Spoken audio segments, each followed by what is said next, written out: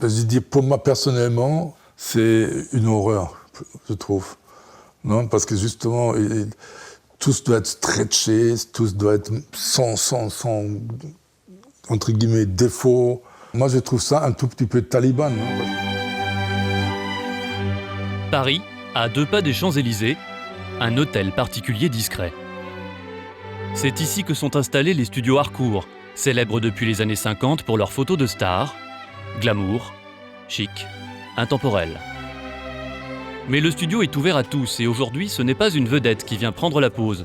Luc Defoe a 44 ans, il est chanteur lyrique et il a décidé de s'offrir un portrait pour ses affiches de concert et aussi pour son plaisir personnel. Tous les visages viennent lumineux et beaux, quel que soit le personnage photographié. Et voilà, venir faire un portrait chez Harcourt, c'est quand même pas rien. Voilà, c'est le rêve. Alors, on a tous des défauts physiques dont on espère qu'ils seront justement corrigés chez Harcourt. Pour corriger les défauts de Luc, tout commence par le fond de teint et les pinceaux. Prenez place, hein. Puis un éclairage en continu, surtout pas de flash. 5, 6, 4. Alors on va pouvoir commencer. Et enfin 2 heures de pause, sous la direction d'un photographe qui connaît son métier. Tu tombes très bien dans la lumière, c'est... Ok, tu peux aller plus loin dans le sourire. Ok. Incline un petit peu la tête sur la droite, très léger. Yes. Yes. Ok, coup d'œil à moi. Parfait. Coût de ce portrait haut de gamme, 1 900 €. Mais pour ce prix, Luc sait qu'il peut se permettre d'être très exigeant. Alors évidemment, si la cicatrice on peut la faire disparaître, c'est mieux. J'en vois où les cernes sont très apparentes. Si on devait choisir celle-là, il faudrait faire disparaître les cernes. Voilà. Mais par contre, tu vois, ce qui est intéressant, c'est la veine sur le front et puis ce trou que j'ai dans la joue, là, qui serait intéressant de, tu vois. Non, mais ça, on gommera. Si, ça, c'est des choses qui peuvent s'arranger. D'accord. C'est-à-dire que nous pouvons garder l'image presque intacte et nous pouvons enlever 15 ans. La baguette magique qui enlève 15 ans à tous les visages, elle se trouve à l'abri des regards, au sous-sol. Changement d'ambiance, une batterie d'ordinateur et une palette graphique, c'est l'atelier des retouches. La fontaine de jouvence numérique. Quelques consignes de Luc, c'est enlever la cicatrice. Celle-ci. D'accord. Et atténuer, nous verrons ce que ça donne, les vaisseaux trop apparents sur le haut. Également quelques rides qui pourraient désangoisser un peu le... Enfin, ça, on efface aussi. Oui. D'accord. Est-ce qu'il est vrai que vous avez les outils, la possibilité d'enlever 10 ans, 15 ans à quelqu'un qui le souhaiterait, qui Absolument. demande... On a la possibilité de le faire. Tous les photographes qui travaillent avec les outils contemporains ont la possibilité de le faire. Il n'y a pas de problème. Et nous, on peut très bien aussi effacer des parties comme ça, des aspérités. Et on peut arriver vraiment à lisser et à transformer la peau. En quelques minutes, la petite veine disgracieuse a disparu. Et cette retouche, comme toutes les autres, sera invisible. Sur le portrait final, Luc semble effectivement plus jeune de 15 ans. Alors pourquoi cette fascination pour une beauté qui n'est finalement que virtuelle? Jusqu'où peut-on aller en matière de retouche? À partir de quand l'illusion devient-elle un mensonge?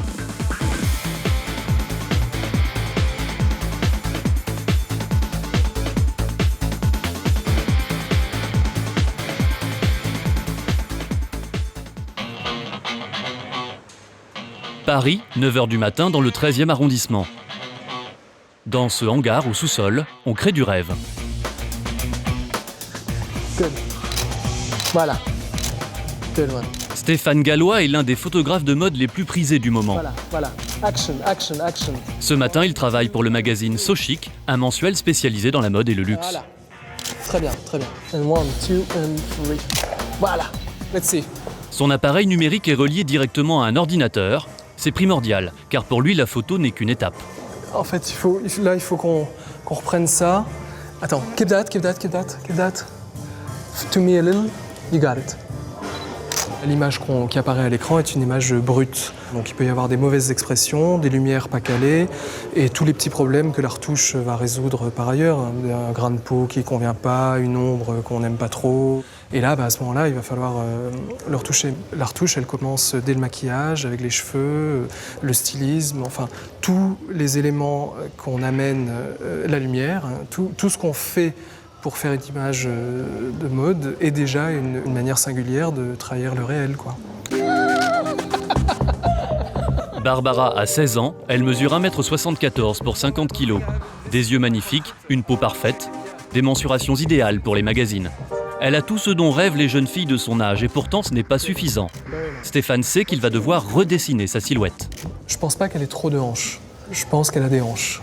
Et que sur certaines images, on va avoir besoin de les remettre un peu en forme, quoi. Les vêtements sont beaux sur cintre. Et la beauté d'un vêtement, c'est quand le tissu arrive à tomber et c'est comme ça qu'il s'exprime, quoi. Et à mon avis, je pense qu'il y a beaucoup de créateurs qui sont à la recherche de jeunes filles naturellement maigres parce que c'est sur elles que le vêtement se met en place joliment, quoi. La retouche, elle est là pour améliorer les vêtements tels qu'ils sont portés, quoi. Le lendemain matin, le photographe donne ses consignes à José, un retoucheur professionnel avec qui il travaille depuis 10 ans. Là, j'ai pris mes 3 préférés. Et après, moi, les 3 me vont, tu vois, mais a priori, il n'y a pas grand-chose, là. Pas grand-chose, et pourtant vous allez voir que la liste des retouches est longue. En fait, ce qu'il faut, c'est garder la forme, mais juste l'atténuer un peu, que ça fasse pas gros paquet. Tu vois, ce sera joli si on est un tout petit peu plus dans l'arrondi. Voilà. C'est bien. Tu le fais à chaque fois, nettoyer les petits cheveux là-haut, et puis les petits poils qui sortent de la cagoule, c'est pas très beau. Voilà. On va faire une petite beauté de peau, parce que comme la lumière est rasante, ça va faire réapparaître des petites imperfections sur le front et au niveau du menton et tout ça. On va les enlever. Grâce au numérique, chaque portion du visage peut être agrandie au maximum. Aucun millimètre de peau n'échappe à la retouche. Pixel par pixel, le grain s'affine et atteint la perfection.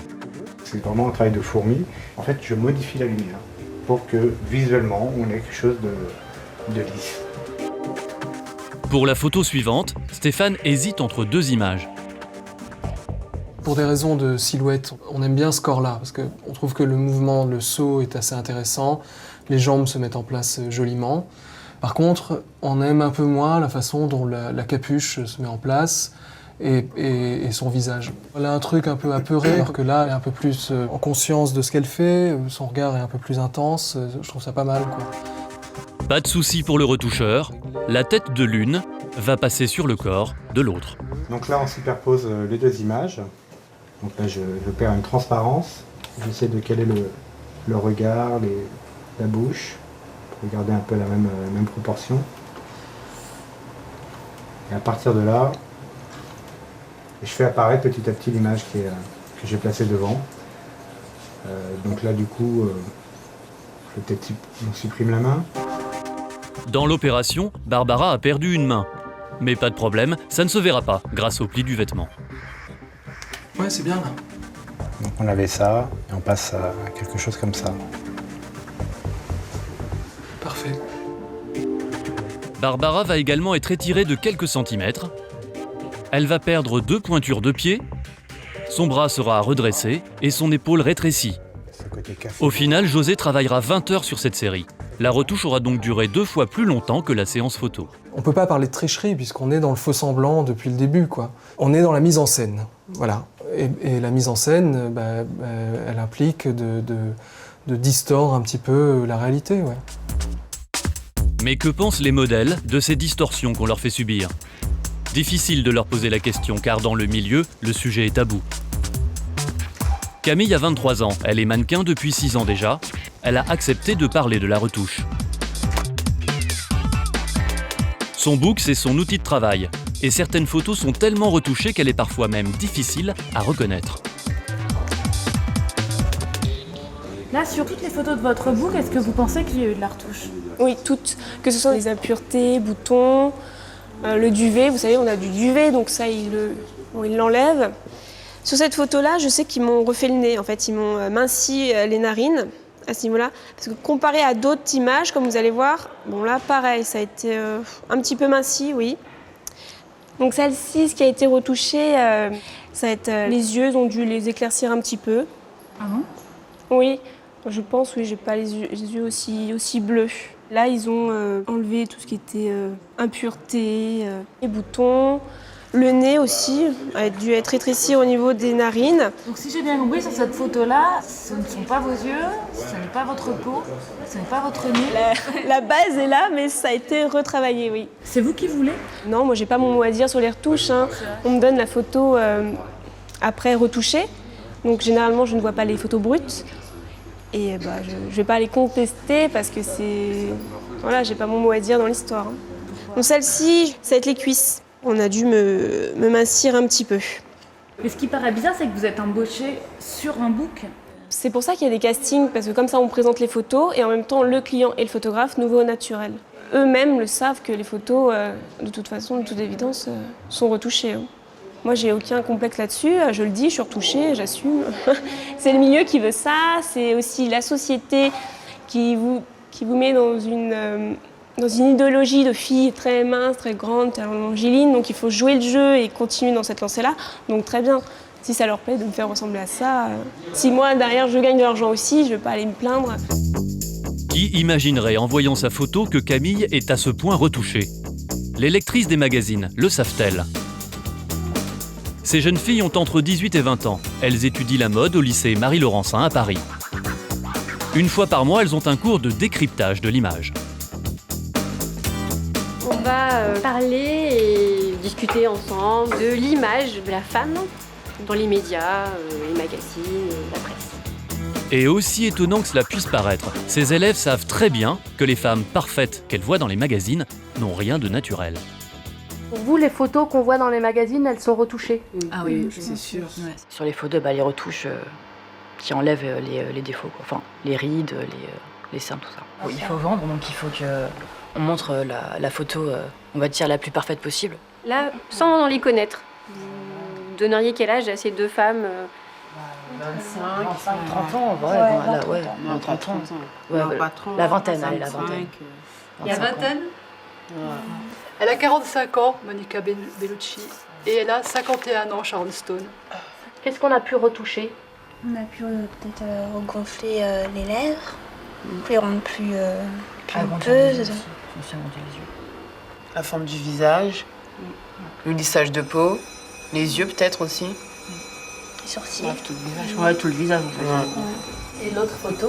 Elle a la poutichérie, on dirait un La forme du visage aussi. On dirait pas qu'elle a 51 ans dessus. Ouais.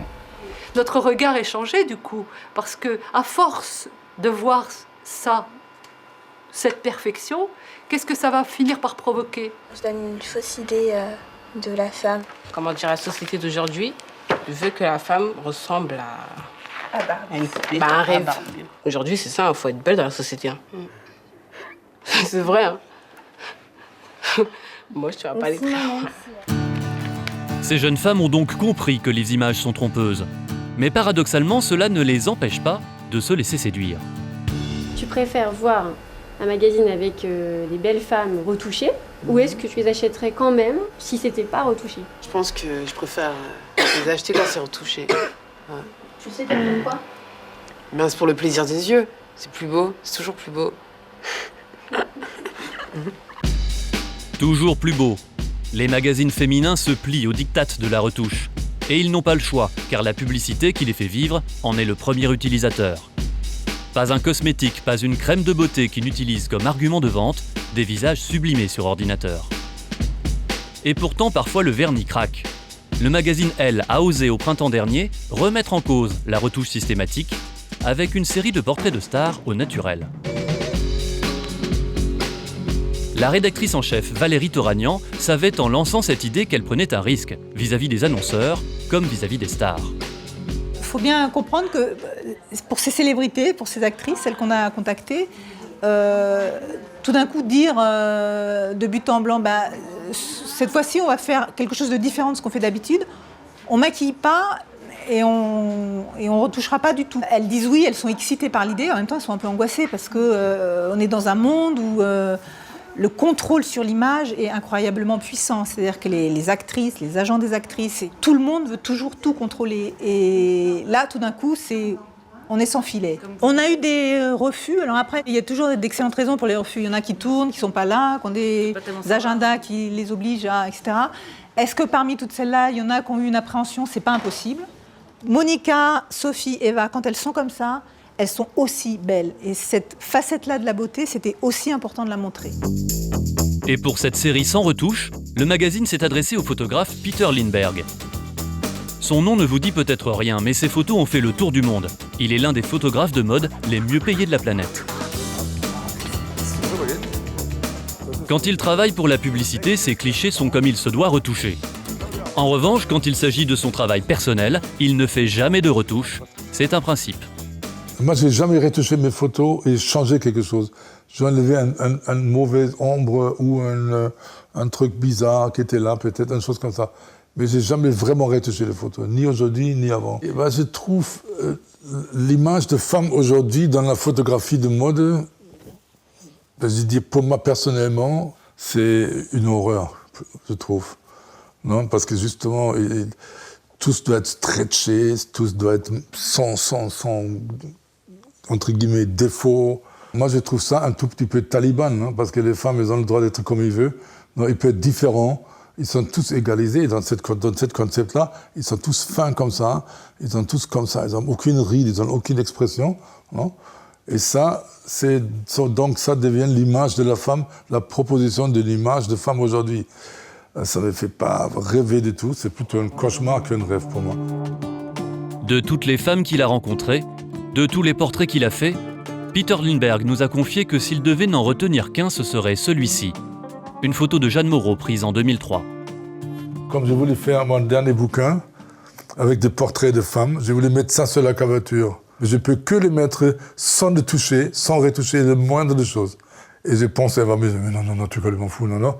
Et elle a pris cette photo dans les mains, elle m'a regardé, elle regardait moi, elle a dit, mais Peter, tu veux retoucher quoi? Et c'est cette image-là, et je peux seulement dire chapeau. C'est magnifique. Et pour nous prouver que la beauté n'a pas besoin de retouches, Peter Lindbergh nous propose une petite démonstration à partir de cette photo. Un cliché de l'actrice Juliette Binoche, capturé en pleine répétition d'un spectacle de danse. Donc, elle était en train de transpirer, elle n'a pas de maquillage, elle était excitée. Et donc, j'ai fait cette photo d'elle, et j'ai vu une femme magnifique là, non? La peau qui brille, qui est excitée, qui est heureuse. Là, on voit tous les veines, on voit toute cette énergie dans son visage. Tout ça, c'est magnifique. Mais ça, c'est considéré comme défaut à enlever. Si cette même photo devait être publiée dans la presse, toutes ces petites imperfections seraient forcément effacées. C'est vraiment avec l'ère du numérique que la retouche, elle est allée de plus en plus loin, en fait. Plus on va zoomer dans l'image, hop, voilà, plus les détails apparaissent. On peut très rapidement en fait arriver à quelque chose qui est trop retouché sans qu'on s'en rende vraiment compte en fait. Et il y a une zone qui est bétonnée quelque part, non? Et donc il va tout faire comme ça. Et voilà, la femme plastique est née. Elle est plus lisse, hein? Elle est peut-être plus jeune, mais elle n'est pas plus belle, ni plus intéressante, ni tout ce qui m'intéresse sur une femme. Cette vision d'une beauté charnelle et vulnérable est devenue rare. Notre société rêve du contraire, des visages parfaits, des peaux lisses, que ni la fatigue ni l'âge ne parviennent à marquer. Et c'est particulièrement vrai dans l'industrie du luxe, qui est devenue addict de la retouche graphique. Éric Brionne est consultant dans une prestigieuse agence de publicité parisienne, spécialiste des marques de luxe. Aujourd'hui, le monde du luxe se construit sur le rêve, se construit sur la sublimation, se construit sur une image parfaite. Donc la retouche est un ingrédient indispensable à ce type de communication. Le luxe est sacré. Or, quelle est la matérialisation du sacré? C'est l'icône. Regardez les icônes dans les églises, eh bien, on a une vision d'une femme, qui est la Vierge Marie, mais qui n'est pas une femme tout à fait normale, c'est une femme parfaite. Et pour moi, les retouches sublimes, c'est justement ces retouches qui s'inspirent de cette dimension sacrée du luxe. Et on citait cet exemple, que je trouve plutôt réussi, avec Scarlett Johansson, dans ce visuel où elle est clairement retouchée. Il n'y a aucun trait de visage, si vous voulez. Vous regardez, au niveau des yeux, il n'y a pas de poche, il n'y a pas de rides. On est sur un visage absolument parfait, où les grains de beauté ont été sont disparues. On est face à une vision fantasmée, parce que le luxe, quelque part, c'est un rêve éveillé qui est ici représenté. Le problème, c'est qu'à force de fantasmer sur l'image parfaite, les retoucheurs en arrivent à déraper dans l'absurde. Sur certains sites internet spécialisés, on dénonce avec humour les excès en tout genre. Une jeune femme à la taille de guêpe surnaturelle. Le bébé de Brad Pitt, étrangement dédoublé. Et des mains sans propriétaire, oubliées par des graphistes tête en l'air. À la recherche de la beauté absolue, les retoucheurs donnent naissance à des monstres. Gérard Lefort, journaliste pour le quotidien Libération, s'est fait une passion de décrypter ces boulettes graphiques. Alors là, c'est intéressant. Il s'est passé quelque chose, c'est l'ablation de la mâchoire inférieure. Alors ça, c'est le comble d'une sorte de perfection, c'est la femme sans nombril. C'est invraisemblable. Alors là, c'est incroyable. Ils ont dû tellement travailler sur le corps de cette fille qu'elle n'ait pas trop de poignées d'amour, alors que c'est très émouvant, les poignées d'amour, qu'elle n'ait pas de ceci, pas de cela. Mais ils ont tellement bossé qu'ils ont effacé le nombril. Alors ça, c'est un abîme, parce que là, c'est une mutante aussi. C'est donc une femme qui n'est pas née. Alors voilà un exemple de désastre. Ce qui est intéressant, c'est la main du gars, du jeune homme. Il a quand même ce qu'on appelle, les filles savent tout ce que c'est, une French manucure. C'est-à-dire il a des doigts de femme avec des ongles tout blancs comme ça. Vous voyez, c'est très très joli. Le principe de ces photos extrêmement retouchées, c'est qu'elles sont dans une espèce d'hystérie de la perfection. Physique, les cheveux doivent être comme ci, enfin, perfection d'époque et du moment. Et ils doivent être tellement obsédés par ces histoires de perfection que ils ne voient pas ce qui est énorme, c'est-à-dire que là, c'est quand même en plein milieu de la photo. Personne n'a vu, dans les gens qui ont fait la photographie, qu'ils l'ont trafiqué ou dans l'agence de publicité, puis il s'agit d'une pub, ça crève les yeux, c'est en plein milieu, et ils ne l'ont pas vu. Il faut changer. Plus étonnant, au milieu de ces publicités et de ces photos de mode, on découvre une photo de presse. Ah, Nicolas. Alors cette photo... Et là, l'erreur du retoucheur ne saute pas aux yeux immédiatement. Il y avait quelque chose qui me paraissait bizarre, réellement, dans cette photo, et je ne savais pas quoi. Ils ont tout simplement repéré qu'il y a une jambe de trop. Alors, est-ce que c'est la troisième jambe de Sarkozy ? Probablement pas. Donc, on se dit, il y a un embouteillage de jambes. C'était ça qui était troublant dans cette photo. Eh bien, tout simplement, il y a une jambe là, qui est celle du garde du corps. Une photo comme ça, c'est censé être une photo d'actualité. Donc on se dit, elle n'est pas là pour nous mentir. Bah si, il y a un petit mensonge dans un coin. Oui, c'est un petit peu grave d'un point de vue moral, parce que finalement, ou ça nous choque, ou ça nous fait doucement marrer, ce genre de... Mais je pense pas que ça soit si drôle que ça, dans le fond, parce que ça veut dire quoi ? C'est quoi le métier d'un photographe ? Alors c'est de raconter... fais une photo, puis on se démerdera avec les logiciels, on la trafiquera. Si on n'aime pas la couleur du fond, on va faire... Si ça nous plaît pas, le marron, on mettra du vert. Si on veut le pape en rouge, on le mettra... On pourrait aller jusque-là, on dirait, ouais, mais c'est moche ce blanc, on le voit pas, ce vieux pape. On va le foutre en rouge, on verra mieux son visage. Mais on pourrait aller jusque-là.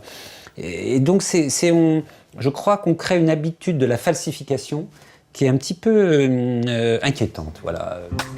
Nous avons sollicité l'auteur de cette photo, le photographe Pascal Rostin. C'est lui qui a effacé le garde du corps sur son cliché. Et s'il le regrette, il ne considère pas vraiment qu'il y a eu falsification. Alors moi j'ai fait une énorme connerie il y a quelques mois dans Match. Il y avait un garde du corps qui apparaissait juste derrière la tête du président. Et ce garde du corps a toujours demandé de façon, on peut comprendre, de ne pas apparaître sur les images. Je l'ai mosaïqué, c'était terrible, on voyait que lui, j'ai décidé de l'enlever. Tout le monde en a parlé comme si c'était une affaire d'État. J'ai pas enlevé Fillon, j'ai pas enlevé Rachida Dati, j'ai juste gommé un garde du corps. Et ça change rien à l'information délivrée par cette photographie. Le pape était bien à l'Élysée, il a bien rencontré le président et son épouse. Qu'il y ait un garde du corps en plus ou non sur une image, ça change quoi ? Franchement, ça change quoi sur l'information ? Dites-moi, vous, en tant que journaliste, vous êtes en tant que journaliste, ça ne change absolument rien. Est-ce que la rédaction de Paris Match vous est tombée dessus à bras raccourcis ? Ils n'étaient pas très contents quand même. Ils étaient quand même pas très contents. Et je leur ai dit, écoutez, j'ai fait une connerie, je suis désolé. Est-ce que vous l'aviez déjà fait, d'enlever un personnage qui vous gêne et qui Jamais. n'est pas dans C'était la première fois. C'est pas vrai. Je vous jure, c'était la première fois que je le faisais. Et j'ai pas réfléchi, voilà. On le fera plus. Promis juré. Récemment, l'hebdomadaire L'Express a révélé plusieurs retouches dans des photos d'actualité. Christophe Barbier, le rédacteur en chef, s'est fait un principe de les dénoncer, car pour lui, quand il s'agit d'infos, retoucher, c'est tricher. On n'a pas le droit de mentir par l'image, donc quand une retouche change le sens éditorial d'une image, il faut le signaler. C'est une erreur journalistique, c'est une faute déontologique. Quand on a signalé que les bourrelets du président pagayant sur des eaux canadiennes ou américaines avaient été estompés, on mentait au lecteur. On faisait passer Nicolas Sarkozy pour plus svelte, plus sportif, plus en forme qu'il n'était réellement. Pas un crime d'avoir des bourrelets, mais quand on est dans une communication par la performance physique, eh bien, c'est un problème. Et quand on a révélé que le Figaro avait enlevé la bague de Rachida Dati pour une photo à la une, c'est pareil. Il y a un message social dans le fait qu'on porte une bague spectaculaire, ostentatoire, qui est peut-être une fausse, mais qui est peut-être aussi une vraie, et qui donc représente une grosse somme d'argent. Quand on efface à la une d'un journal cette bague, on accomplit un acte éditorial de falsification, puisque ce qu'on envoie comme message, c'est que la personne est comme nous, la personne est neutre, alors qu'en fait non, elle avait un message social à travers ses bijoux. Ça veut dire qu'on ne fait plus de l'information, on participe à de la communication. Alors la retouche est-elle une machine à mensonges, une duperie? Tout dépend de l'usage qui en est fait. Pour Jean-Paul Goude, illustrateur, réalisateur et photographe, la retouche ça peut être un outil formidable. Ça roule ? Pionnier du retouchage dans les années 70, Goude n'a pas attendu les ordinateurs pour découper, recoller, truquer ses photographies, à la poursuite graphique de la femme idéale. Si on veut passer pour un artiste, on peut l'appeler correction morphologique. Là, ça jette. Cette image date de 1978. La position de Grace Jones est impossible en réalité. La vraie photographie, la voilà. À coups de ciseaux, Jean-Paul Goude a créé de toutes pièces l'arabesque qu'il avait en tête. Et c'est à la peinture qu'il a achevé l'illusion. Contrairement à un photographe qui photographie ce qu'il a devant lui, moi, comme tous les illustrateurs ou tous les dessinateurs, je commence avec un petit dessin que je développe, je rajoute des détails et je veux le rendre aussi photographique que possible, aussi réaliste que possible. C'est pour ça que j'utilise des photos. Enfin, une quasi-photo, une peinture tellement réaliste qu'elle en devenait une photo. Ces corps déformés sont devenus un style, une signature connue dans le monde entier. Dans cette série d'affiches pour un grand magasin parisien, Jean-Paul Goude s'amuse avec le mannequin Laetitia Casta. Il l'agrandit, la démultiplie, il la fait même changer de sexe. Je me suis dit, de quoi aurait-elle l'air si elle était son frère?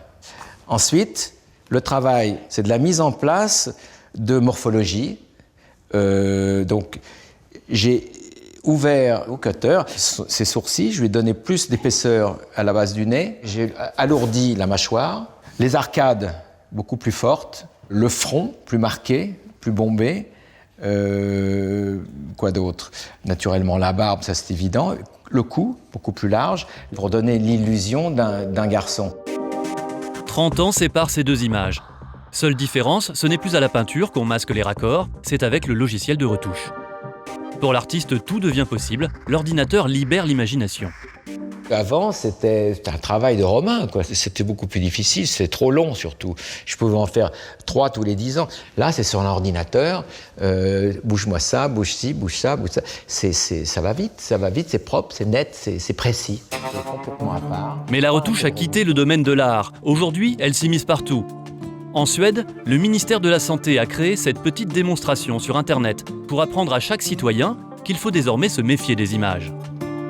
Il est vrai que les logiciels de retouche sont de plus en plus abordables, de plus en plus faciles à utiliser. La démocratisation de la retouche a déjà commencé.